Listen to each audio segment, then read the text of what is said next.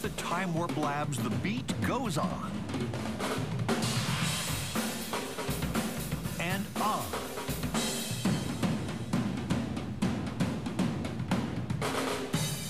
And on. Thank you, Mike Mandini, one of the great drummers in our studio. Thanks for coming out. Them some quick hands right there. Yeah, it's pretty much invisible what you're doing. How do you do it?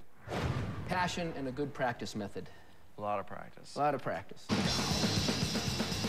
In this case, practice has made perfect. Mike set a world speed record with an incredible 1,247 beats a minute, over 20 beats a second. But what happens when stick meets drum kit and drum kit meets human body? Time to find out. We would love to get some of this technique on high speed, figure out how to do it for ourselves. Absolutely. First, a little warm-up on the drumometer, a device that calculates beats per second.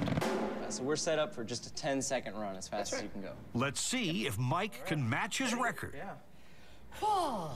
A deep breath, and he's gone.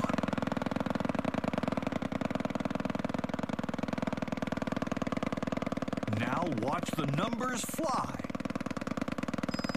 201, 20.1 beats a second. That's pretty amazing.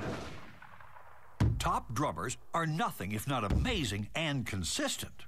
In warp time, Mike's precise moves are clear.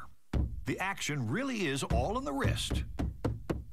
As the sticks fly up and down, the rest of his body barely moves.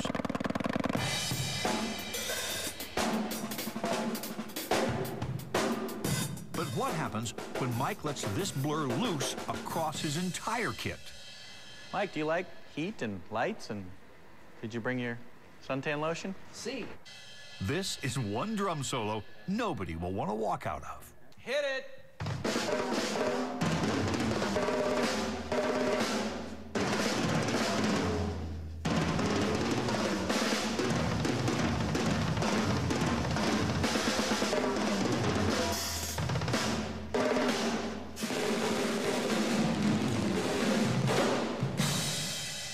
Nice. Very nice.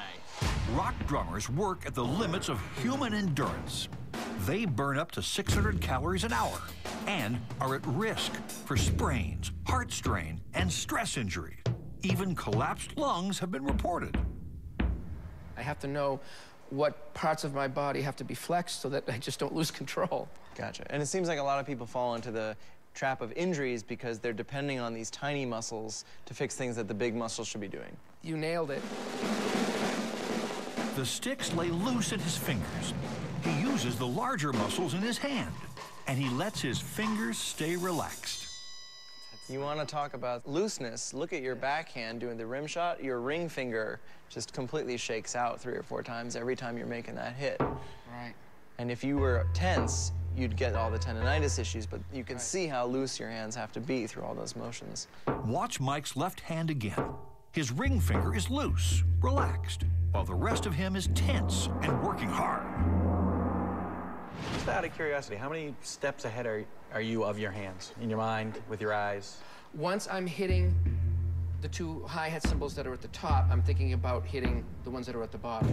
So when I'm hitting one thing, I'm thinking about the next thing I'm going to hit. Your eyes are 1 or 2 steps ahead. You can see that? Yep. That's a flick hit, watch. That's like hitting a fly. Next fly that's in my house is getting that treatment. It's a right backward there. slap. Biff! Wicked. Okay, so much for the drummer. Now, what's happening to the drum kit itself? Oh! An everyday, normal snare hit. That's not funny. Look at that. It's an amazing thing, right? I don't believe what I'm looking at. The snare skin appears almost liquid as it absorbs the impact of Mike's stick. And it doesn't stop until my stick touches the drum head again. So we should look at one of your cymbals. Set that It's up. probably going to look like... Hit it! That's outrageous. It's unbelievable. Watch the deflection you put in carry that wave all around the ring. And now it just gets to the back. And then it starts going nuts. Yeah. And it comes back to the front. I've been beating the heck out of them for years, and they haven't broken. I can't even believe what I'm looking at. That's unbelievable.